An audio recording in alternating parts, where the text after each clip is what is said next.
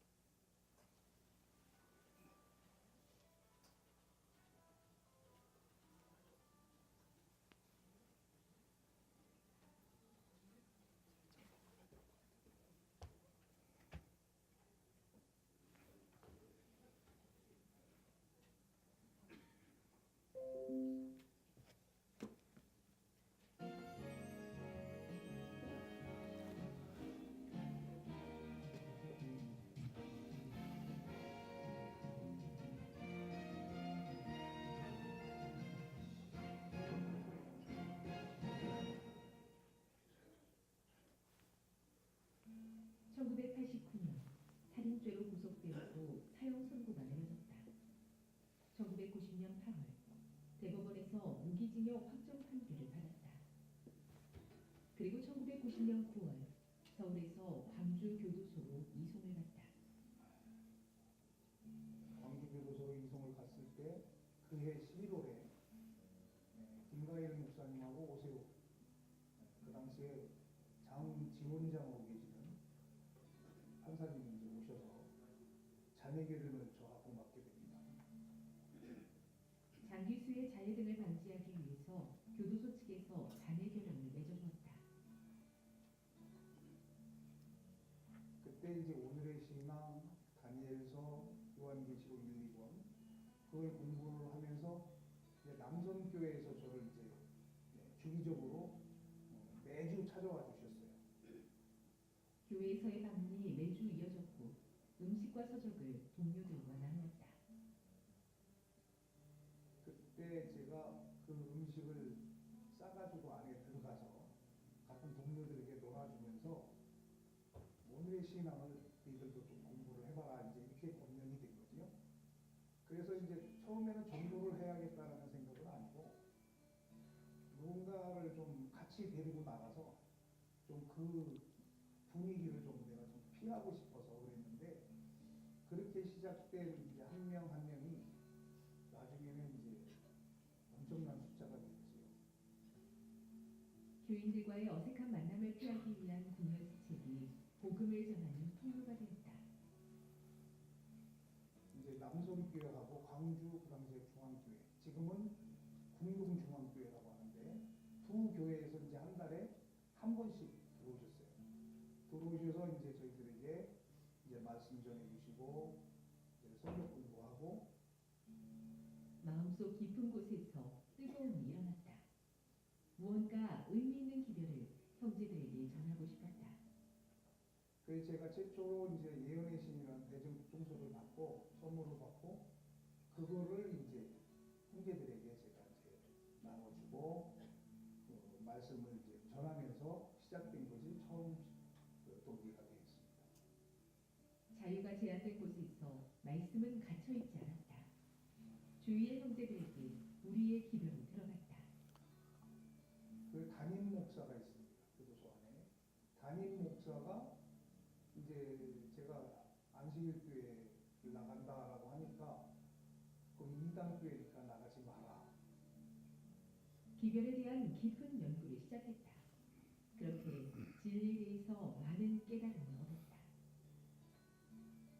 저는 순수한 제가 성경 보고 예언의 신을 보고 제가 이제 이 교회가 오히려 더 성경적이다라고 생각을 해서 이 교회를 선택하게 된 것이지요. 1989년 사형 선고를 받은 후 감형과 가석방 출소 그리고 사면을 받기까지 20년의 세월이 흘렀다. 그 당시에 그 성동구치소의 소장님이 제가 마지막 출소하던 교도소에 또 소장님으로 계셨던 분이라 그분에게 이제 찾아가서 인사를 했지요. 출소하셨습니다라고 해가지고 그러니까 이제 그분이 저를 격려해주면서 열심히 살아봐라. 어려운 일이 있으면 찾아와라. 그랬는데 며칠 후에 연락이 오기를 좀 수용자들을 위해서는 강의를 한번 해줬으면 좋겠다. 그렇게 그렇게 수용자들을 위한 강의를 시작했고 그 인연으로 교정위원으로 위촉되어 활동의 영역을 넓혀갔다. 그때 이제 그 법무부 장관이 저를 승인을 해줬어요.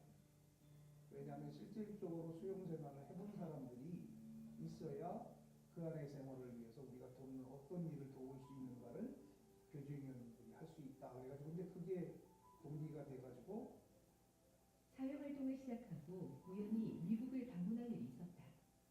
그런데 현지 화장실에서 이용선 장로는 특별한 광경을 목격했다. 제가 또그 마지막 그 교도소에서 순천교도소에서 출소하기 전에 그 안에서 영선 반장을 했었어요.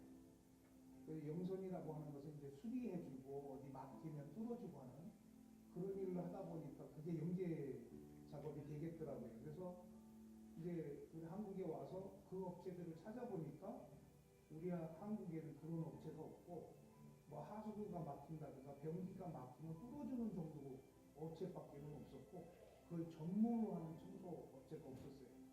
그래가지고 제가 이제 그 안을 가지고 제가 이제 처음으로 출소자 4명을 데리고 이제 제가 출소자 4명을 데리고 오네시모라는 사회적 기업을 제가 만들게 되었죠.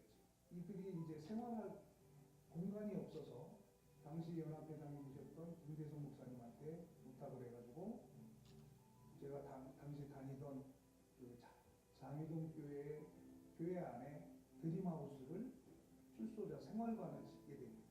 그래서 거기서 우리가 28명까지 수용을 시키면서 그들을 그곳에서 침식을 제가 제공하고 이제 그들을 데리고 청소를 시작을 했죠. 근데 초창기에는 참 어려움이 참 많았어요. 첫째 그런 청소가 없다 보니까 그런데 이제 우리 기구 안에 이제 학교들이 많다 보니까 학교들을 소개를 시켜줘서 이제 학교를부터 시작을 하다 보니까 제 친구들이 당시에 그 학교 교장들이 좀 몇 명이 있었어요.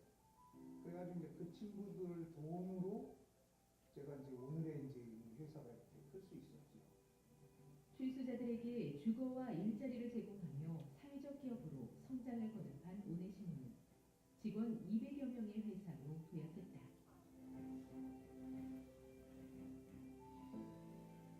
전국 34개 교도소 내에 오네시모회가 있다.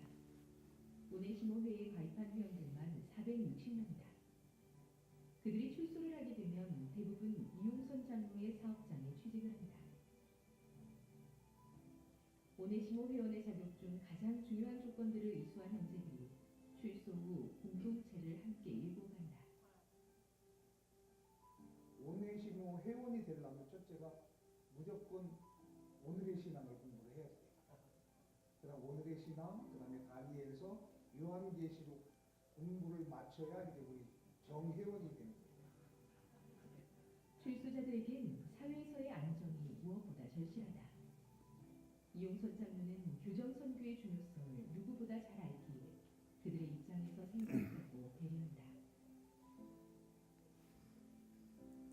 교도소 선교는 자금이 없으면 안 되고 또 교도소 선교는 하다가 중간에 포기를 하게 되면 처음부터 안 한 것보다도 못해서 아예 저는 교회와 분실을 연결하고 제가 1대1로 합니다. 제가 그 460명을 다 관리를 하는 거죠. 그 안에 있는 친구들을. 근데 이제 그 친구들을 그러면 한 달에 1,000만 원이 넘는 돈을 그럼 제가 어떻게 마련하냐면 저희 회사에서 한 30% 정도 되고 그다음에 저를 후원해 주시는 분들이 따로 있어요. 일요일 교회도 있고 그 안에는 그래서 이제 그쪽으로 그다음에 현재 우리 직원들이 출소자들이니까 과거에 도움을 받았으니까 그들이 한 달에 월급에서 2만 원씩을 띄어서 저한테 줍니다. 그러면 그 돈으로 다시 되돌려주는 거죠. 그래서 저는 교정 선교가 교회나 성도들에게 이제 의지만 해서는 교정 선교를 할 수가 없고 그 친구도 도움 받았던 친구들이 나와서 자기들이 직업을 갖고 자기 수입이 되면 다시 그들이 다시 되돌려주는 그런 선교가 저는 교정 선교로 그렇게 뿌리를 내려야 한다라고 생각하는 사람입니다. 단 한 명의 출소자가 사회에서 방황 없이 자신의 새 삶을 바꾸어갈 수 있도록 힘을 쏟는다. 교회에다가도 그냥 이렇게 돈을 영치금을 넣어주는 걸로 끝내지 말고 그들이 출소할 때까지 관리할 수 있도록 해가지고 관리는 제가 할 테니 출소하면 저한테 보내달라. 그러면 제가 그들을 취업을 시켜서 제가 이제 보낼 수 있고. 무엇보다 출소 이후 형제들이 가장 따뜻한 온기를 느껴야 할 곳은 가족의 품이어야 한다. 그 화합을 위해 이용선 장로는 노력한다. 또 처음 들어가는 사람들이야 뭐 이렇게 면회도 다니고 하지만 두 번, 세 번 이렇게 들ರಂ달랑 하다 보면 가족으로부터 완전히 외면을 당하고 사회로부터 거의 다 외면을 당하다 보니까 그들이 나와서 갈 곳이 없으니까 계속해서 범죄만 하게 되는 것이거든요. 근데 이제 제 밑에 와서 있으면 저희 회사는 월급을 본인한테 주는 게 아니라 가족한테 보내줍니다.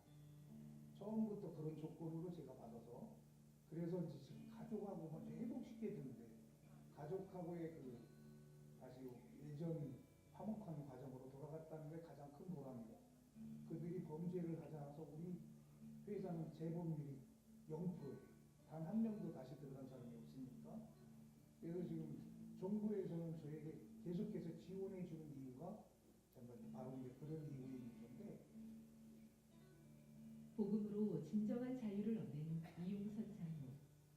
그 기쁨과 감사함으로 주님의 몸된 교회를 섬기고 있다. 그래서 저의 이제 마지막 저의 꿈은 이제 출소자들만 위한 교회. 네. 이제 그 교회 그들 오네시모 헤론이 됐던 일반 출소자라 하더라도 하나님을 예수님을 영접한 사람이라면 누구나 다 참여할 수 있는 그런 교회를 마지막 하나 가져보는 게 저의 마지막 소원입니다. 오직 갇힌 자들이 복음으로 온전히 자유함을 얻을 수 있도록 이용선 장로는 그들과 함께 동행할 것이다.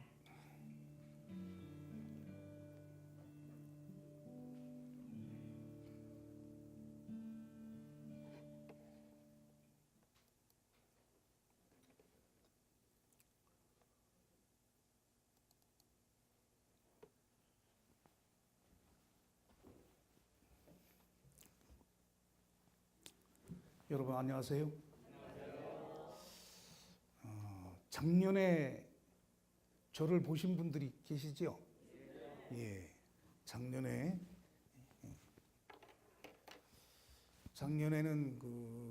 제가 평신도 신학에도 왔었고 장로 부부 수양에도 동서중안 두 군데를 다 가서 제가 강의를 했던 기억이 납니다.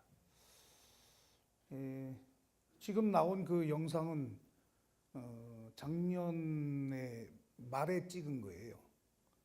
그래서 지금 요즘 교회들이 안식일학교 시간에 국내 선교 소식을 이렇게 전하고 있는데 많은 분들이 이제 저만 보면 교도소를 이렇게 연결을 하시더라고. 뭐 안 갔다 온 사람 아니니까. 근데 이제 좀 우리 교인들끼리만 있는 데는 괜찮은데 다른 곳에서 장로님 요즘도 교도소 가세요 그러면 좀 무안할 때도 없지 않아 있습니다. 근데 어쨌든 이 모든 일들이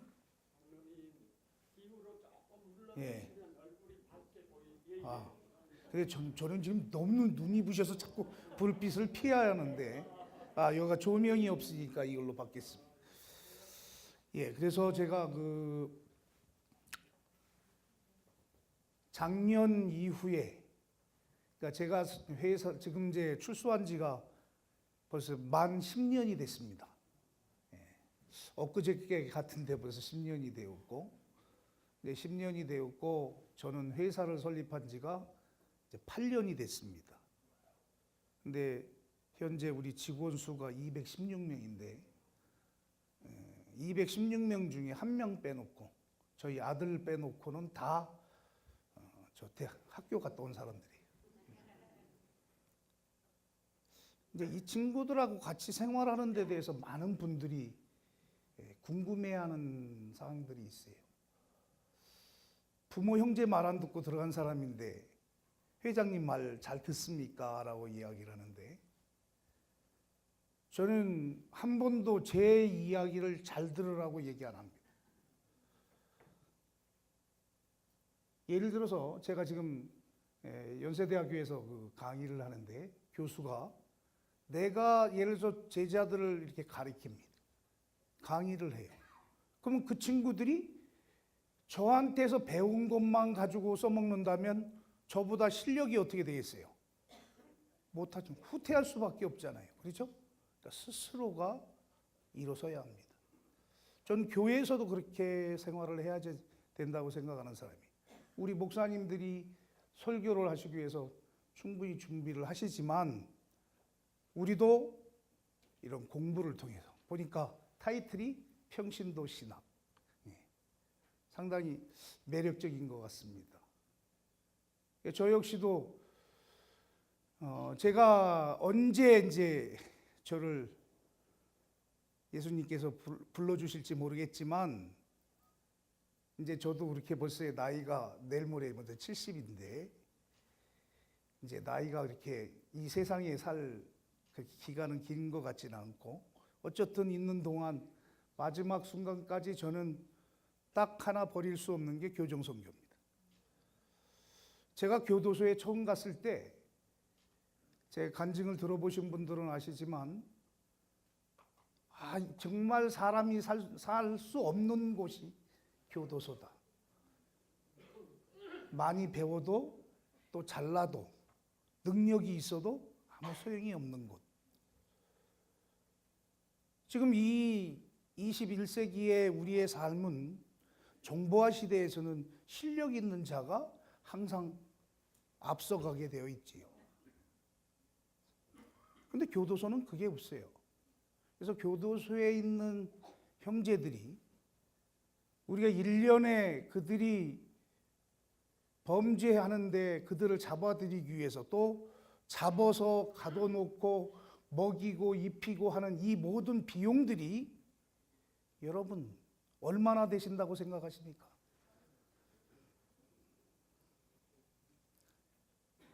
정말 상상하기 힘든 수백억이 들어간다는 거예요.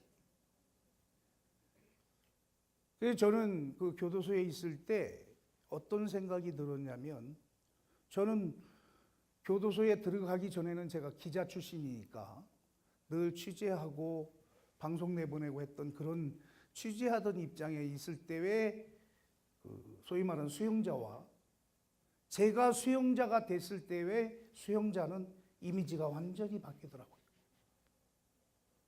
내가 수용자가 돼 보니까 달라졌어요. 뭐가 달라졌냐면 제가 그곳에 갔는데 저는 이제 독방을 이렇게 썼어요.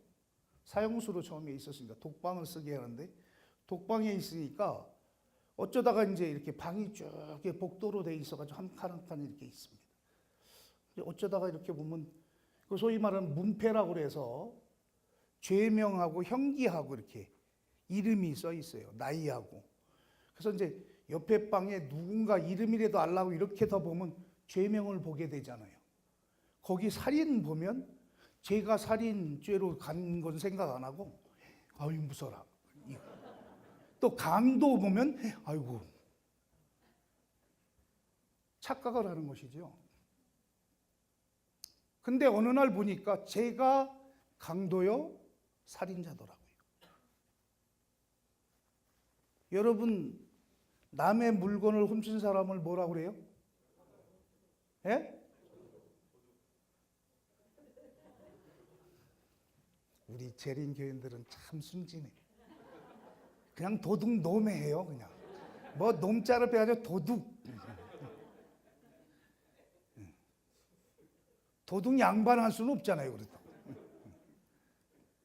근데 그 안에서는 그들을 가장 가벼운 죄명으로 다룹니다. 그래서 뭐라고 얘기하냐면 체하가 절도라고 그래요. 그 안에서는 체하가 절도다. 그러니까 체하가 뭐예요? 도둑놈들이지. 그렇게 이미지가 되어 있어요. 전 교도소에 가면 새 사람이 되어서 나왔다라는, 가끔 예전에 뭐 새롭게 하소서라는 그 기독교 방송에서 하는 거 있어요. 그거를 예전에 참 좋아했어요. 왜냐하면 제가 듣는 게 아니라 저희 어머님이 여의도 순복음교회 권사님이셔가지고 늘 그걸 새벽이면 들으셨어요. 그때 그 새롭게 하소서에 나오는 그 간증 같은 거를 제가 잠깐씩 들어보면 수영생활을 하고 나온 사람들이 정말 새 사람이 되었다라고 생각을 했어요. 아, 저곳에 가면 정말 교도소가 힘들긴 힘든가 보다. 다시 안 들어가기 위해서 정말 스스로가 노력하고 오나 보다. 근데 제가 20년을 살아보니까 배워가지고 나가더라고요. 배워가지고. 처음에 들어올 때는 절도했는데 그 다음 들어올 때는 죄명이 특수절도로 들어와. 그러더니 또 나가더니 또 들어와. 그러니까 저는 20년 동안에 한 사람이 7번 들어오는 걸 봤어요. 들락날락이에요. 들락날락. 그 7번에 거치면서 결국은 뭘로 들어와요? 강도살인으로 들어오더라고요. 그러니까 우리 속담이 있죠. 바늘도둑이 무슨 도둑 된다? 네. 사람이 이렇게, 우리 신앙인이, 저는 교회 다니면요, 제가 오늘 그 영상은 안 틀었습니다만은 제가 우리 신학과 영성 수련회 강사로 가가지고 일주일 동안 한번 신학생들을 상대로 강의를 해본 적이 있습니다. 근데 영성 수련회를 하면서 그들하고 같이 얘기하는데 대화를 나누는 가운데 제가 하나 깨달았어요. 저는 목사님 또는 전도사님, 우리 장로님, 집사님 하면 대단한, 진짜 성스럽게 봤어요. 성직자. 물론 그런 분들이 많이 계시지요. 그런데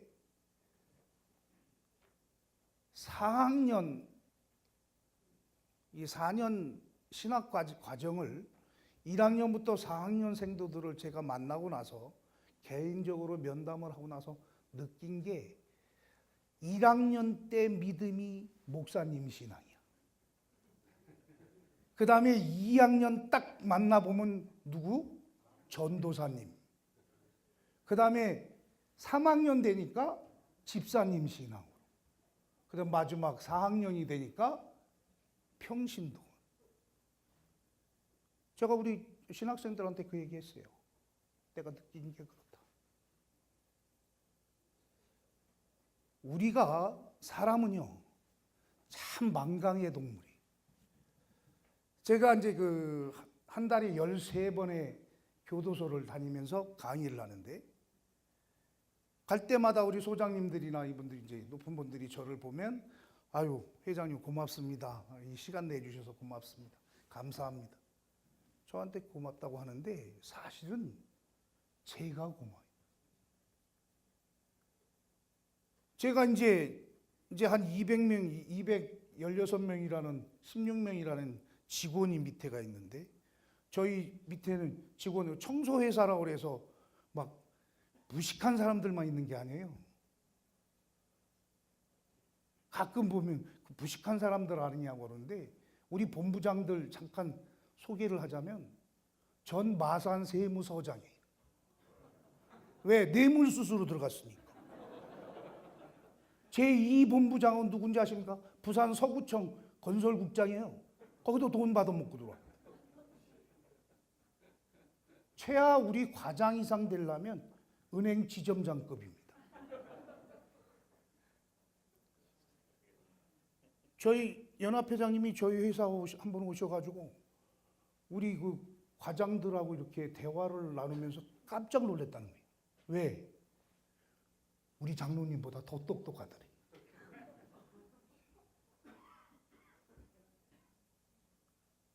교도소 갔다 오면 다 무식한 사람들 아니에요. 저도 국문학 박사잖아요. 여러분, 제가 왜 이 말씀 드리는 줄 아십니까?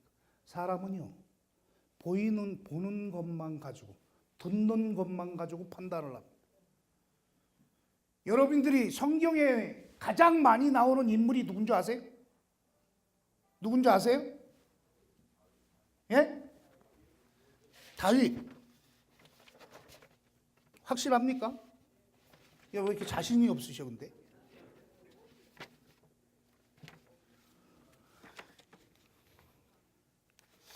제가 통계를 한번 뽑아봤는데요.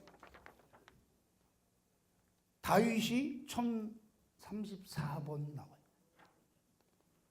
두 번째는 누굴 것 같아요?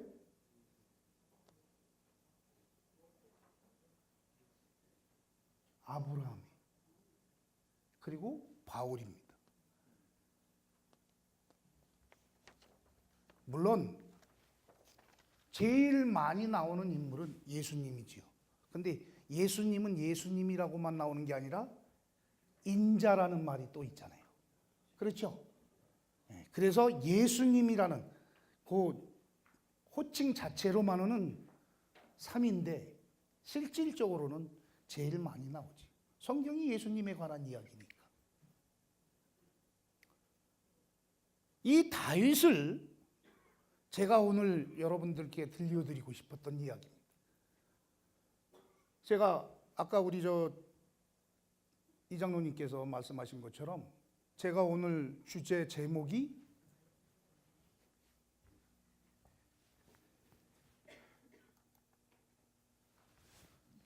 다윗과 골리앗입니다.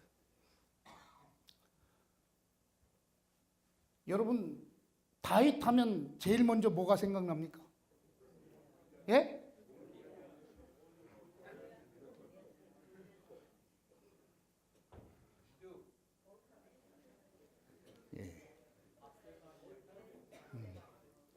우리 장로님 남자시니까 바세바 이야기도 나오고 충분히. 왜냐하면 제가 왜 이렇게 여쭤보냐면 사람마다 다 다르잖아요. 그렇죠? 어떤 사람은 빨간 넥타이를 좋아하는데 어떤 사람은 파란 넥타이를 좋아하고, 어떤 사람은 파란색을 좋아하는데 어떤 사람은 노란색을 좋아하고. 사람은 다 다르거든요. 다른 것을 인정해야지 돼요. 제가 지난번 서중환 목회자 세미나 때 제가 다른 것과 틀린 것을 가지고 강의를 하면서, 제가 국문학자니까 다른 것과 틀린 것. 우리 교회는요, 여러분들 틀린 게 없어요. 신앙생활 하시면서 틀리다라는 표현하지 마세요. 요즘 직원회를 이렇게 제가 참석을 해보면, 저는 직원회에서 잘 발언을 잘 안 합니다만은 그냥 듣는 이야기를 하고 제가 메모를 해놨다가 그 장로님, 집사님에게 살짝 전달합니다. 직원회를 하면 A라는 장로님이 어떤 이야기를 쭉 말씀을 하십니다. 그러면 B라는 사람이 아닙니다 그래요. 아닙니다. 틀렸다 이거죠. 틀렸다. 아닙니다. 왜 회의를 하면 남의 이야기를 가지고 자기가 평가를 하는지 몰라. 우리 성경에 뭐라고 그러세요? 남을 비판하지 말고 평가하지 말라고 그러잖아요. 그렇죠? 다른 건 잘하시면서 왜 본인이 정작 그거는 그때는 행동으로 옮기시지 못하는. 여러분, 다윗과 골리앗 누가 더 강자입니까? 골리앗이 강자예요. 근데 강자가 반드시 약자를 이기게 되어 있어요. 그렇죠? 그런데 세상은 약자가 강자를 이기는 경우가 많이 있습니다. 저하고 좀 답변이 좀 다르신 분은 제 이야기를 조금 들으시면 아 맞다 이제 그럴 거예요. 왜? 강자에게는요 약점이 있어요. 작년 월드컵에서 우리가 전 대회 우승국인 독일이라는 나라를, 독일 하면 축구 어때요? 최고잖아요. 그런 나라를 우리가 이길 수 있었던 것은 무엇일까요? 이유가 있을 거 아니에요. 그렇죠?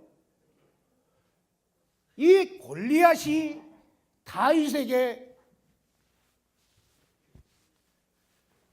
돌 한 방에 이마를 맞고 죽었어요. 좀 더 이 과정을 조금 더 우리가 살펴보면, 이 당시로 돌아가 보면 골리앗이 절대 그 돌 맞아도 죽을 수 없는 상황입니다. 다윗이 처음에 싸움터에 나갈 때 사울 왕이 뭘 줬어요? 갑옷을 주니까 뭐라고 그랬어요? 거절했지요. 그걸 입었으면 골리앗은 투구를 썼을 거예요. 그래요, 안 그래요? 근데 다윗이 그냥 양치기 지팡이 하나 들고 갔잖아요. 가가지고 뭐만? 돌멩이만 들고. 그러니까 골리앗이 볼 때 같지 않잖아요. 어린 소년이 나하고 싸우려고 2m 10이나 되는 그 거인과 싸우겠다고 온 친구가 이스라엘 군, 저는 여기서 지면 앞으로 어떻게 돼요? 이스라엘이 블레셋에 굴복하게 되어 있잖아요. 옛날 고대 시대는요, 그런 싸움이 많았어요. 양쪽 장수가 나와서 1대1 싸워서 이기는 1대1 싸운 걸로 결론을 내는 거야. 진 팀이 흡수되는 것이죠. 그런 약점을 보였던 거예요. 어떻게 골리앗이 2m 10짜리가 작은 그 어린 소년한테 질 수가 있냐고요. 여러분은 지금 어디에 속합니까? 이건 각자에게 질문한 거예요. 내가 다윗입니까? 내가 골리앗입니까? 제가 여쭤보면 다 다윗이라고 그러실 거예요. 그렇지만 제가 본 여러분들은 다 골리앗입니다. 왜?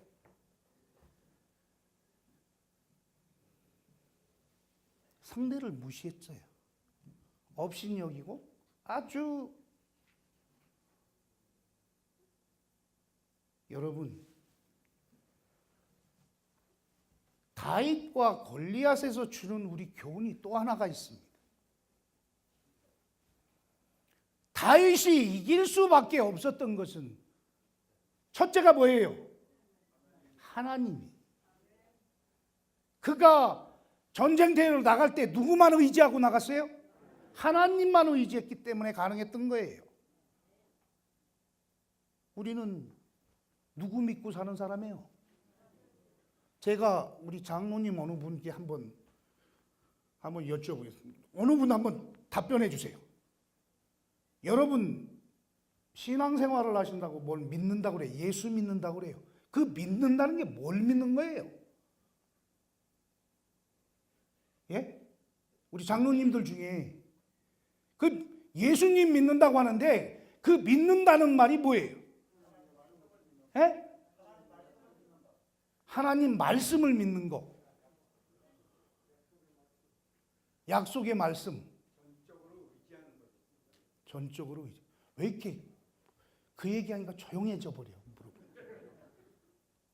여러분, 앞으로 혹시 여러분들한테 제가 그걸 물어봤던 사람이거든요. 누구한테? 김대성 목사한테. 예수 믿는다고 하는데 뭘 믿는 거예요? 구도자는 그런 질문 합니까? 안 합니까? 해야 안 해요? 합니다. 예수 안 믿는 사람은 예수 믿는다고 하는데 예수 믿는 게 뭐예요? 교회만 나가면 예수 믿는 거예요? 예수는 누구의 아들이십니까? 하나님의 아들이고 그는 독생자예요. 그리고 그는 나의 죄를 대속해서 어디에서? 십자가에서 돌아가셨어요. 그리고 그를 믿어야만 나는 구원을. 이걸 믿는 거예요. 이 내용을 믿는 거예요. 이 말씀을 믿는 거단 말입니다. 여러분들 침례 받기 전에 다 이거 공부 안 하나요? 오래되셔서 다 잊어버리시겠다. 충분히 이해됩니다. 여러분, 우리는요 아주 기본을 무시할 때가 참 많아요. 기본이 가장 중요한데, 기본이 가장 기초가 굉장히 중요한데, 제가 저희 회사가 이제 이렇게 성장하다 보니까 어떤 일까지 하게 됐었냐면요. 작년에 지진이 포항에서 났었잖아요. 그렇죠? 막 집들 무너졌죠. 그 배관이 터지고 어디가 막 이렇게 난리가 났어요. 그런데 행자부에서 연락이 왔어요. 저한테. 저 사장님 보고 전화 좀 한번 해달라고 그래요. 그래서 제가 그 국장하고 전화를 하는데 우리 오네시모에서 그 검사를 좀 해달라는 거예요. 배관 검사를. 그게 뭔 얘기냐면 건물 속이니까 금은 갔는데 저 안에 있는 배관 파이프가 나갔는지 안 나갔는지는 보이지 않잖아요. 그렇죠?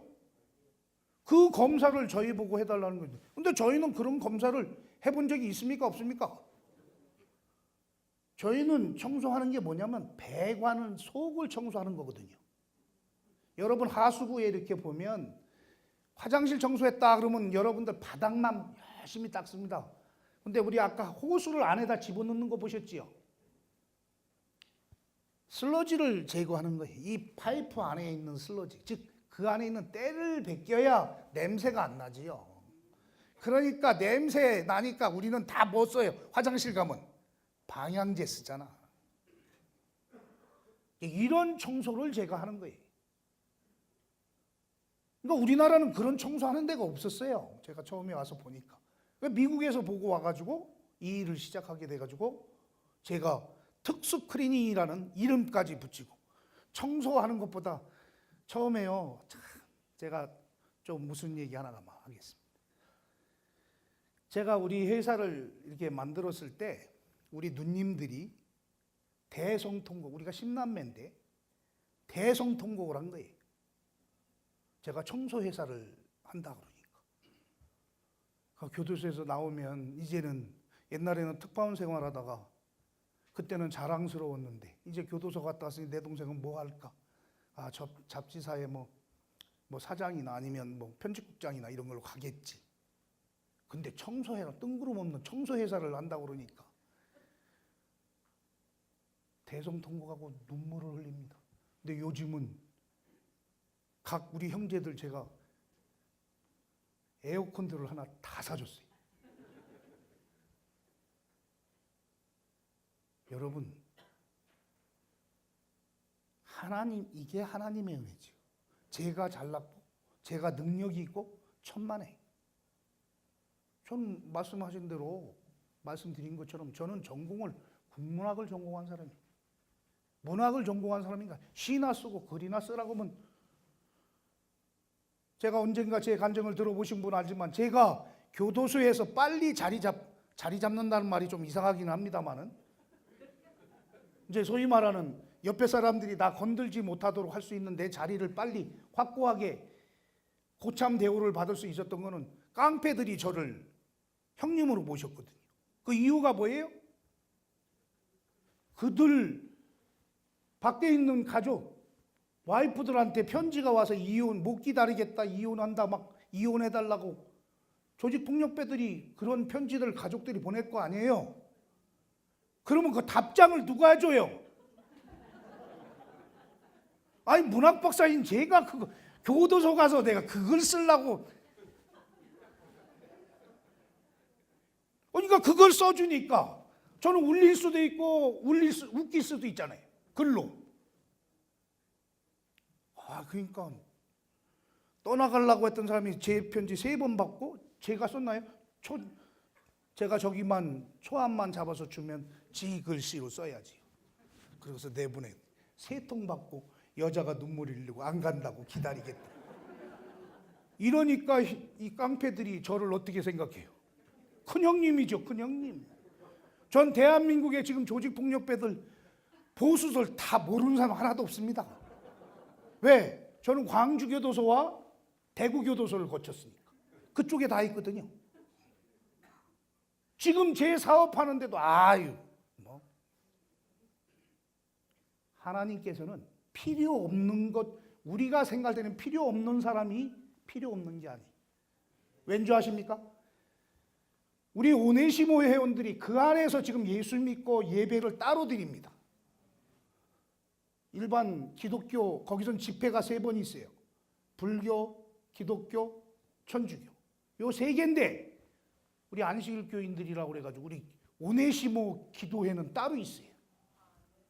제가 교정위원 사무총장이다 보니까 장관하고 상대하다 보니까 이제 각 소장들한테 얘기를 하는 거죠. 오네시모 회원들 좀 예배 좀 드리게 해주세요. 예, 알겠습니다. 하나님은요, 이 세상에 필요 없는 존재가 없습니다. 근데 그 깡패들이 야, 이 예배 참석하지 말고 오네시모 예배 참석해.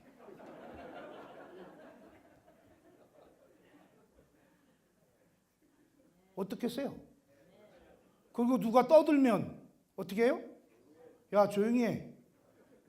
목사님 설교하시면 잘 들어야지. 지들은 딴짓 하면서. 저는 요즘에 제가 지난주에 부산 삼육병원을 다녀왔습니다. 저하고 같이 있던 그 부산에 가면 20세기라는 유명한 조직폭력배가 있습니다. 칠성파와 20세기라는 아주 그 쌍두마차인데 거기 부두목이 저하고 같이 살았거든요. 근데 그 부두목이 지금 울산서 32명 데리고 우리 청소해. 그 자기들 조직 옛날, 그러니까 그들은 떠난 거야, 이제. 소위 말하는 이제 조직폭력배에서 떠나가지고 부산서 떠나서 울산에 자리 잡았는데 이들이 나와서 보니까 뭐 하고 있냐면 일수놀이 하고 있어. 그 밤업소에 다니면서 그 종업원들 일수놀이 하고 있다가 야, 그런 거 하지 마. 형님, 해먹을 게 없습니다. 아니면 강도짓 해야 하는데. 얼마씩 뜯어야잖아요. 업소에 가가지고. 자리세라고 그러고 또. 그건 강도거든요. 특수강도라고 그러거든요, 그걸. 근데 그런 범죄는 할 수가 없으니까 이제 합법적으로 뭐를 해요? 일수놀이만 하는 거예요. 그래서 야, 이런 거 하지 마. 너도 한번 청소를 한번 해봐. 근데 갑자기 6명이 시작했다고 하더니 막 또 기계 좀 사주십시오. 기계 좀 사주십시오. 그러는 거예요. 근데 뭔데? 그러고서 제가 한번 내려가 보니까 옛날 그 버릇은 못 끊어가지고 그 건물 가서 먼저 청소해놓고 돈 달라고 그래요. 허가도 안 맞고. 그건 강도는 아니죠. 그건 공갈죄예요. 강도와 공갈은 어마어마하게 차이 납니다.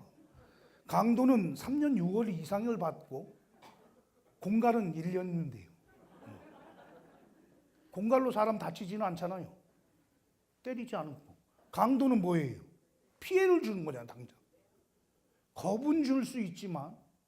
그러니까 이 친구들이, 그러니까 경찰들이 청소해서 먹고 살라고 그러니까 좀 청소 좀 해주시오. 이렇게 되는 거예요. 그리고 제각을 받아요. 제가 견적을 내는 법을 알려줬으니까 어떻게 만나라. 여러분, 그런 조직 폭력배도요, 하나님께서 필요할 때 써먹는 거예요.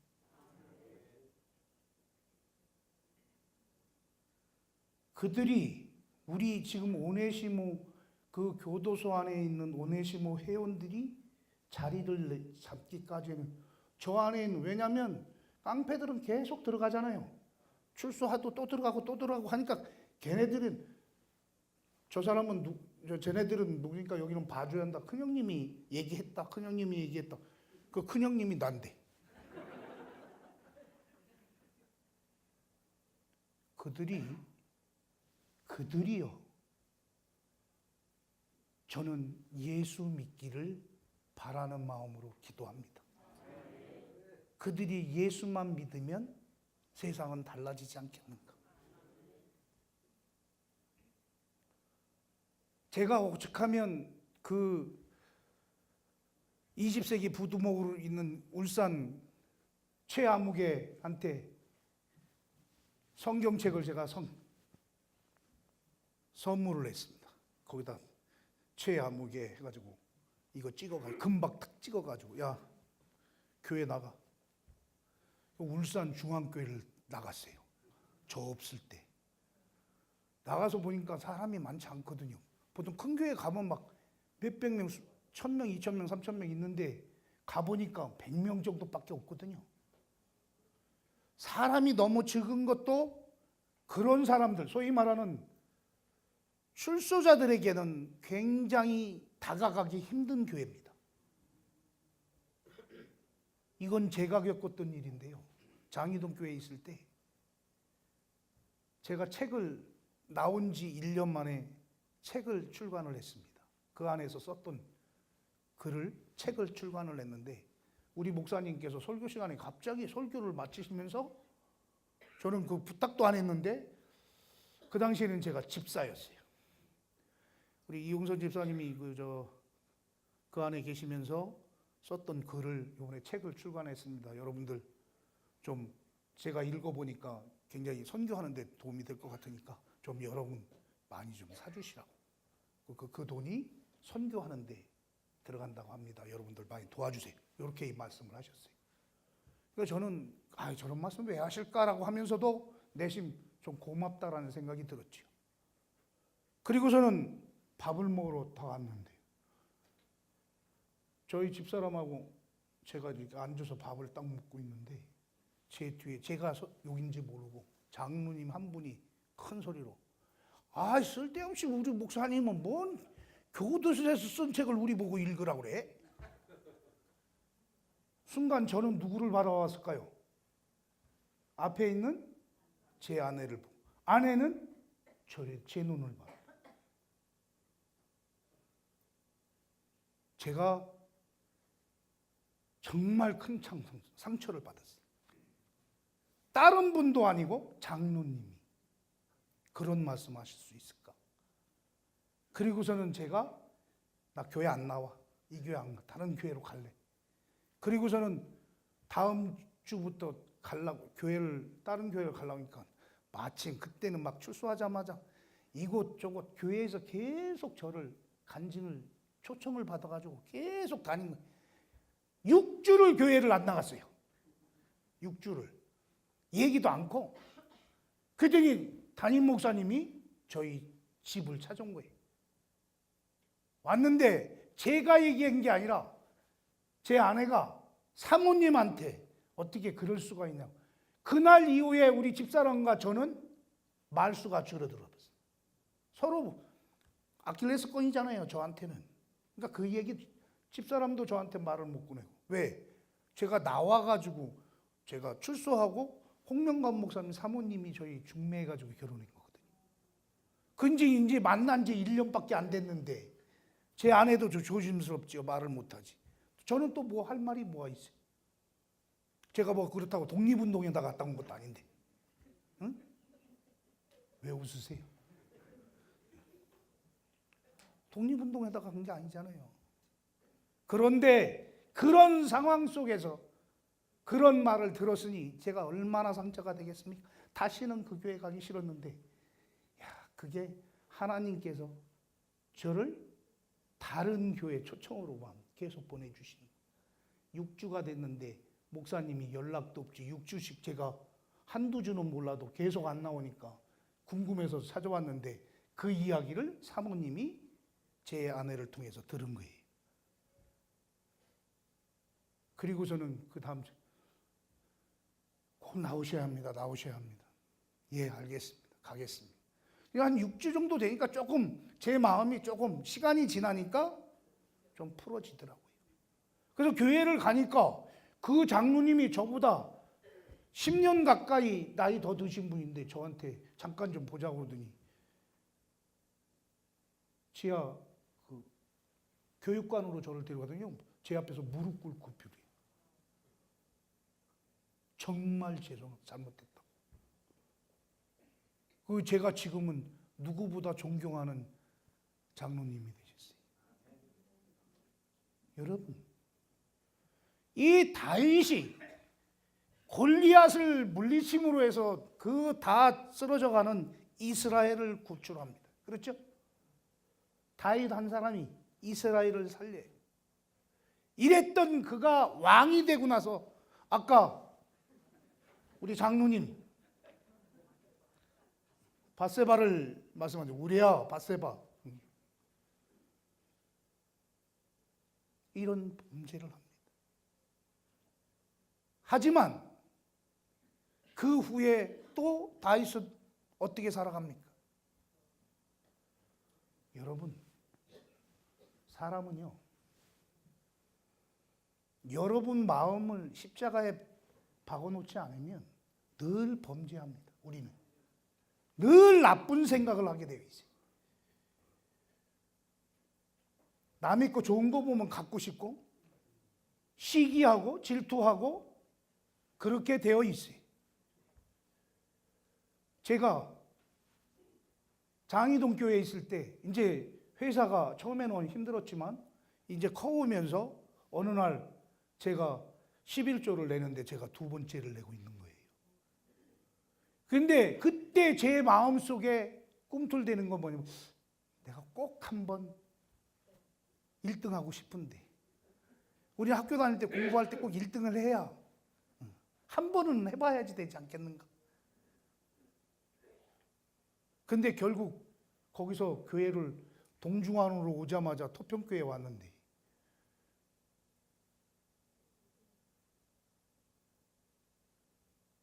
지금 1등하고 있어요. 아, 이건 박수를 받을 일. 이건 박수 받을 일 아니에요. 하나님 거 돌려드립니다.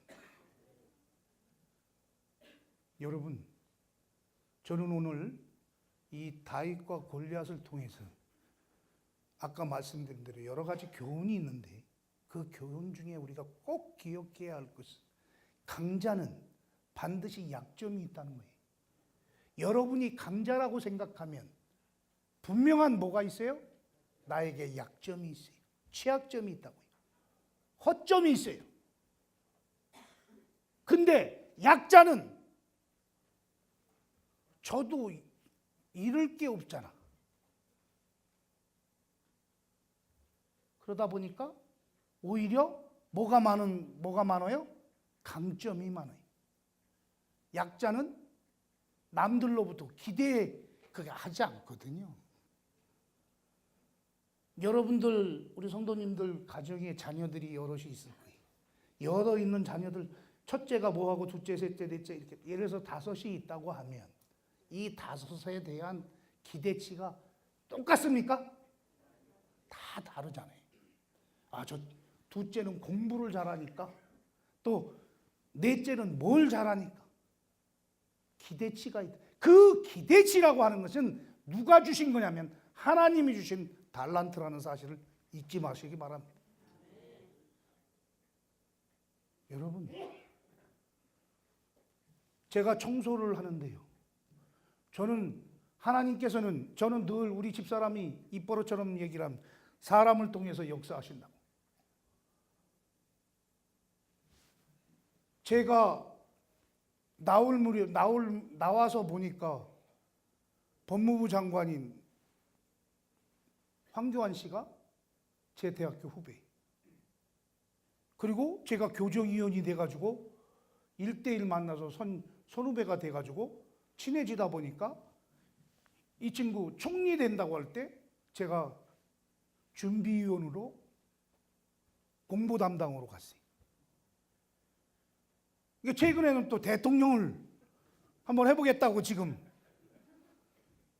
당에 또 이렇게 저는 반대했어요. 제가 사면복권이 됐거든요. 제가 사면복권 되니까 선거인단 쪽에서 저한테 유혹이 왔어요. 정치를 하시라. 여러분, 딴 사람은 다 해도 저는 못해요. 할 수가 없어요. 사면이라고 하는 것은 정과가 없어졌다는 건데, 정과가 없어졌다고 그 사실이 없어졌나요? 저는 제 스스로가 제 다리 뻗을 자리를 아는 겁니다. 그러니까 저는 청소 안 하고, 그거 안 하고, 정치 안 하고, 청소일 하니까, 그때는 황교안 씨가 있어서 새누리당 시절에는 도움을 받고 잘 나가다가, 이제 정권이 딱 바뀌었어요. 민주당으로 딱 바뀌니까, 아이고, 큰일 났다. 남들은 다 큰일 났다는데 저는 믿는 구석이 또 있어요. 왜? 제가 MBC 출신인데 우리 MBC의 박영선이부터 신경민이, 박광원이 다 민주당에 있잖아요. 제 후배들이. 그러니까 제가 청소를 해도 이 정권 바뀌어도 아무 상관. 그 대신 저는 사람들 앞에서는 이 사람 손 안 들어줘요. 저는 이런 말씀 드리면 좀 저기 합니다마는 합회장님, 연합회장님 죄송하지만 그 선거 때는 저는 한국에 없어요. 왜? 한국에 있으면 뭔가 저분을, 내가 좋아하는 분이니까 저분을 좀 도와드려야 하는데 도와드릴 수가 없는데. 왜? 이분 도와드려서 이분이 당선이 되면 좋은데 안 되면 이제 딴 사람이 저를 뭘로 봐요? 여러분, 제가 왜 이 말씀을 드리냐면 우리 장로님들 제발 정치하지 마시고. 제가 이제 내일 모레 우리 동중앙 평실업 총회가 있습니다. 이제 회장님도 새로 뽑고. 근데 저 서중환에서 오자마자 작년에 왔는데 작년에 제가 뭐가 됐냐면 지금 동중앙 평실업 제가 재무예요. 저 재무인지 몰랐지요? 와서 보니까 제가 서중환은 조금 알잖아요. 서중환에서는 오랫동안 있었으니까. 서중환은 통장에 1000만 단위가 돈이 있는데 여기 오니까 100만 단위인데 앞에도 100이야, 100.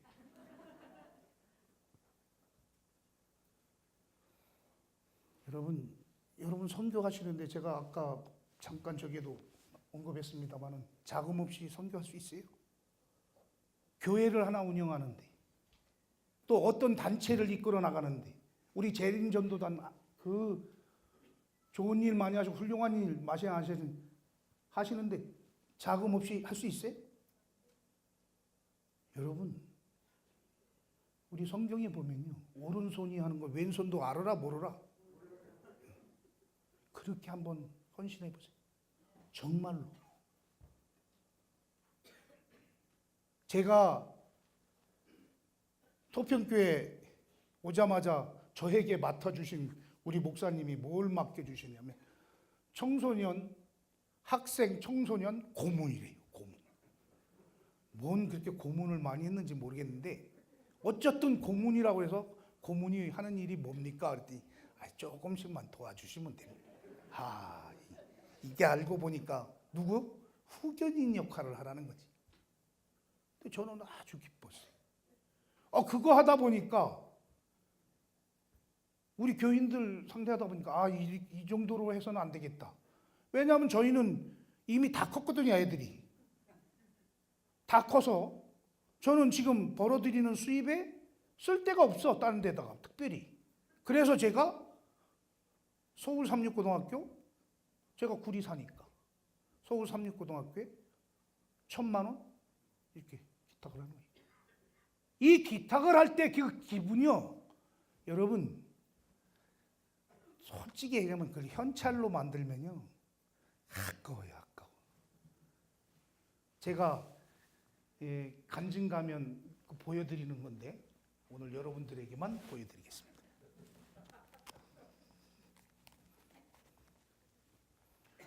절대 자랑 아닙니다. 이건 자랑이 아니에요.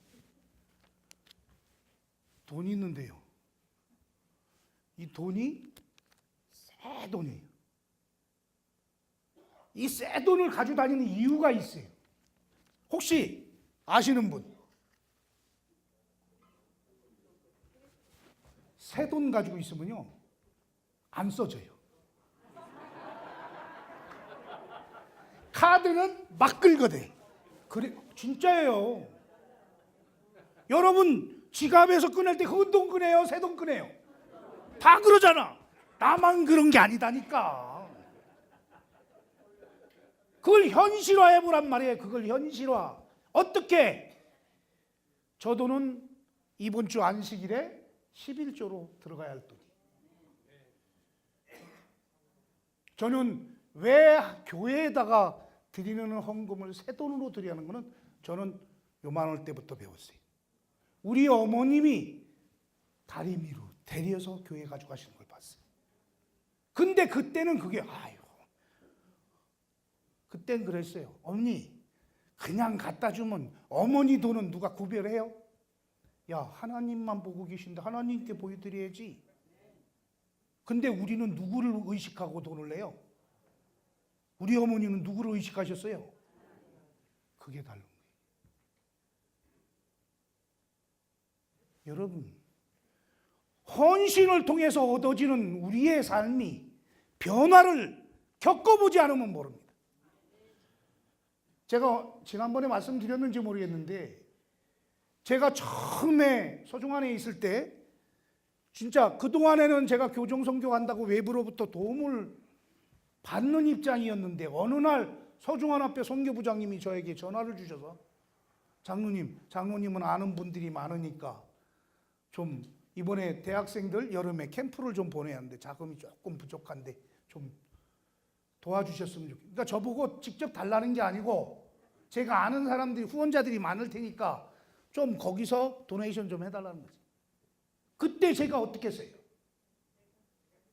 그리고서는 얼마인데요? 400만 원.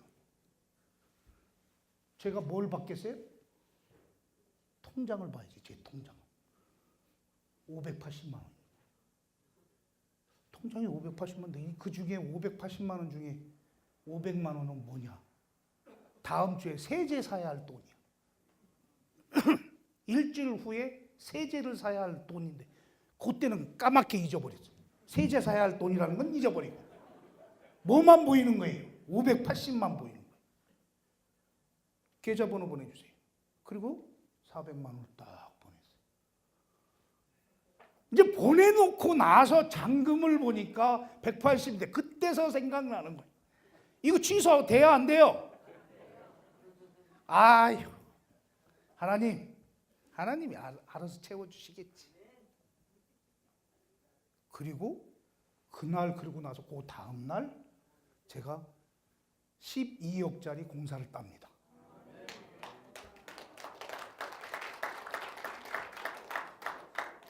저는 400만 원 투자해가지고 12억 벌었어요. 하나님이 그러신 분이에요.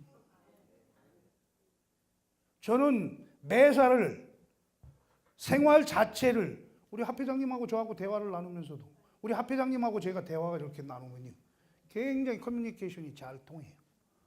굉장히 좀 같은 생각을 참 많이 가지고 계시고. 근데 여러분 생활을 필요할 때만 하나님 찾지 마시고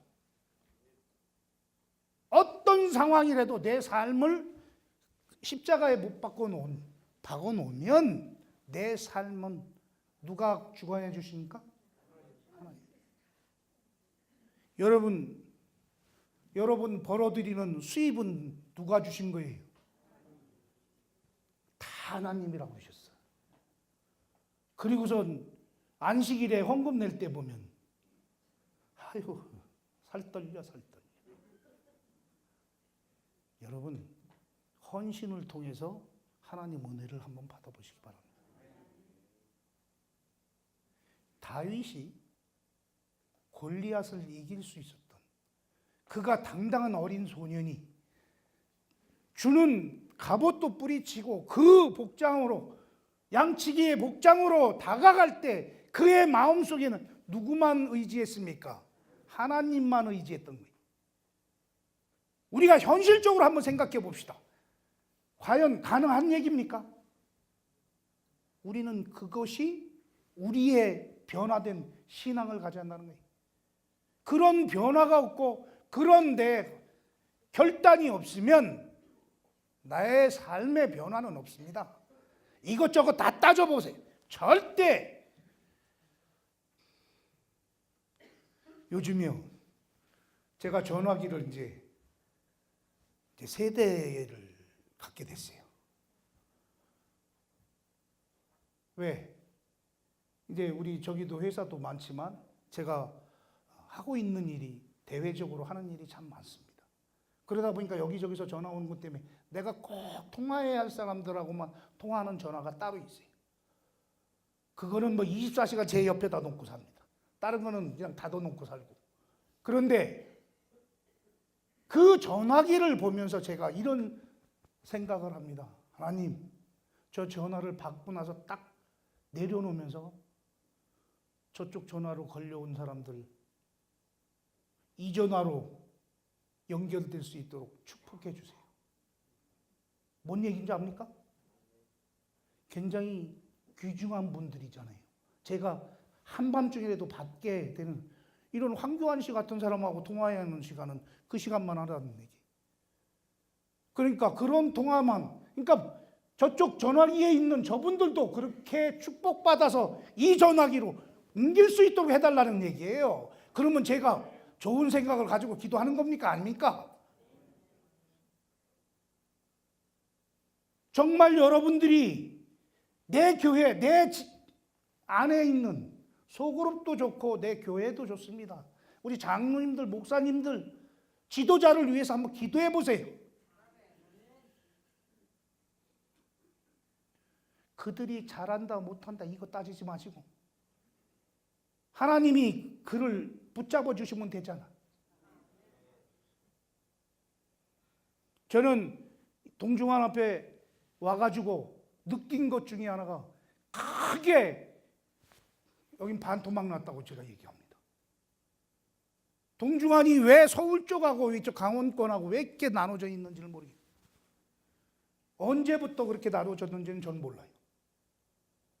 저는 오늘 이 자리에서 이 말씀을 드리고 싶습니다. 여러분들이 나누면요, 나눌수록 여러분이 받을 축복도 나누어서 받는다는 거예요. 나는 10개를 받고 싶은데 여러분들이 저쪽에서 반쪽을 냈으니까 나는 10개를 받을 수가 없어요. 5개밖에. 5개도 다 받아야 5개야. 그러니 축복받는 게 현실로 다가오는 걸 느끼질 못하는 거예요. 그래서 성경에 보면 어린아이와 같은 믿음을 가지라고 하는 이유가 순수해야 합니다. 조건이 있어서도 안 되고 누구와 타협을 해서도 안 돼. 여러분 교회, 여러분 어렸을 때, 여러분들이 어렸을 때 교회를 왜 가셨습니까?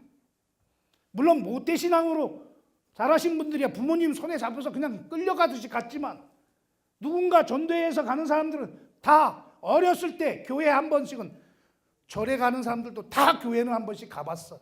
왜? 교회 가면 뭘 주니까? 사탕 줬지요? 먹을 빵 줬지요? 요즘 줘요? 아이고 참. 우리 토평교회 오세요. 제가 매주 20만 원씩 과자하고 빵 사다가 놓고 누구든지 와서 먹고 가라 그래. 여러분, 이 교회가요, 교회가 변하는 것은 어떤 것이 변해야지 되냐면 내가 하나님께 다가가는 내 모습이 더 적극적으로 열정적으로 그렇게 변해져야 한다는 거예요.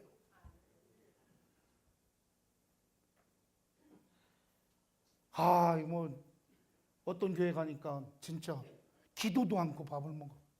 자기 혼자 그냥 기도. 여러분, 누가 기도 안 하시면 그냥 하세요. 하나님, 영육간의 강건함을 주시고 이 음식을 준비한 손길과 이걸 먹고 하나님께 더 충성할 수 있도록 도와주세요. 기도하시란 말입니다. 왜 남을 위해서 하는 기도를 그렇게 인색한지 몰라. 남 돕는 일에 대해서 인색하니까 누가 날 도와줘요? 내가 남을 안 도와주는데 누가 날 도와주냐고. 꼭 물질로, 돈으로. 사람들이 교회 생활을 하나 착각을 하는 게 있지. 내가 몇 년 됐네. 어쩌라고요? 그럼 30년, 40년, 50년 됐으면 어쩌라고? 신앙은 보니까 그게 아닌데, 본받을 것이 없는데.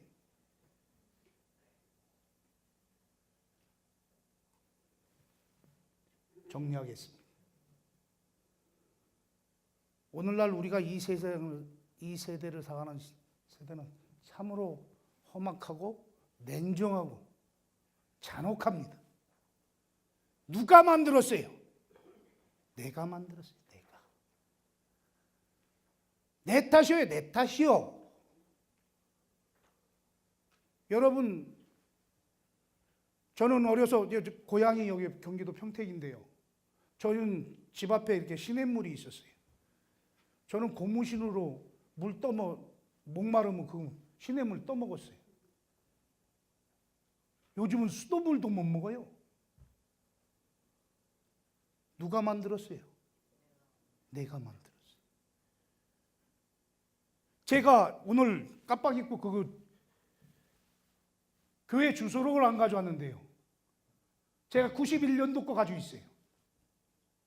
91년도에 제가 칙례를 받았으니까. 91년도 교회록에 보면 우리 교인이 몇 명인 줄 아세요? 8만 명으로 나와요. 8만 명. 8만 몇천 명으로 나와요. 근데 요즘 우리 교회가 지금 얼마나 된다고 생각하세요? 교회 주소록에는 20만으로 나오는데 20만 아니에요. 더 줄었어요. 왜요? 여러분들이 내가 전도 안 했는데 인원을 누가 늘려주겠냐고. 내가 전도를 안 했는데. 우리 한 장로님께서 한 사람에게 1년 반이라는 시간을 두고 다가섰다 완. 저 말씀, 그게 무슨 의미입니까요?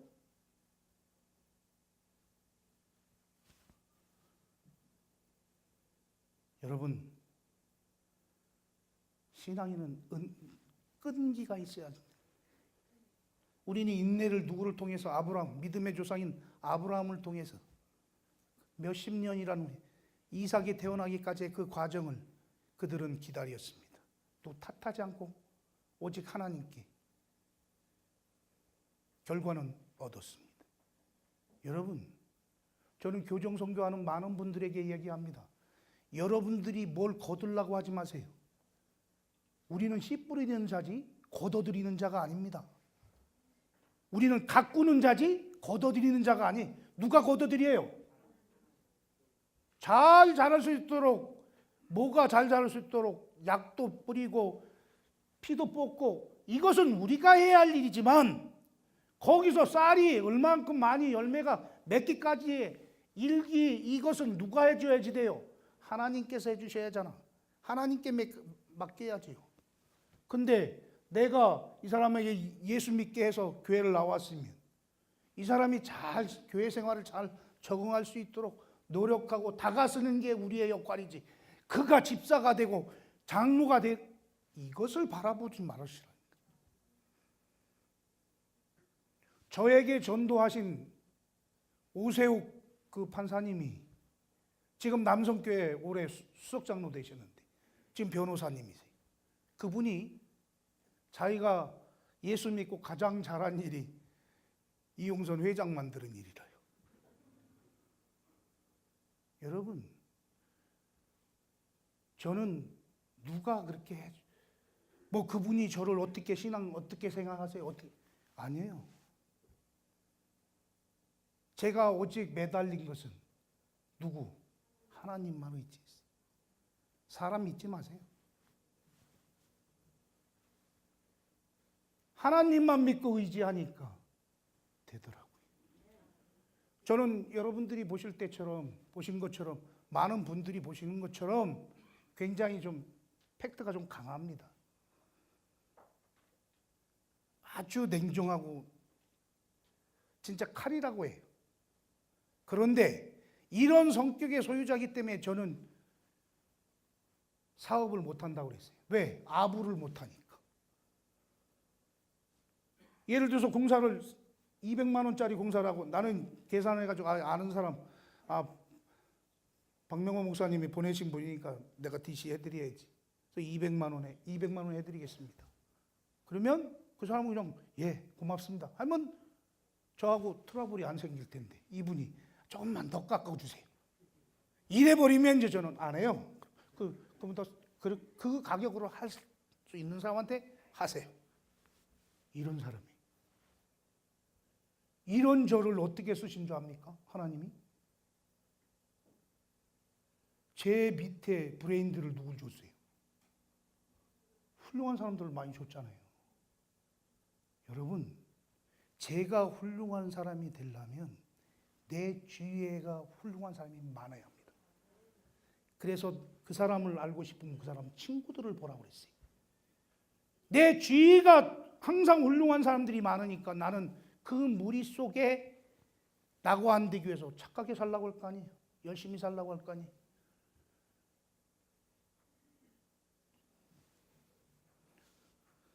하나님께서 여러분들을 사랑하십니다.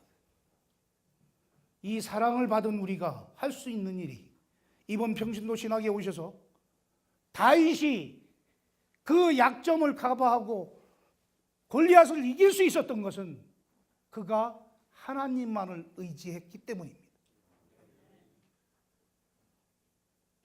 하나님께서 허락지 않으셨으면 돌이 어디로 날아갈까요? 귀 옆으로 지나갔겠지. 더 화가 나서 더 아마 그랬을 거예요. 근데 하나님 뜻은 따로 있었던 것이지. 여러분, 여러분의 생각을 하나님 생각이라고 생각하지 마세요. 우리는 가끔 그런 오류를 많이 범합니다. 내가 생각하고 있는 것이 다 하나님 뜻이라고 하는. 하나님 뜻 아닙니다. 하나님 뜻이었으면 좋겠다고 해야지. 왜 여러분들이 결론을 맺어줍니까? 기도하겠습니다.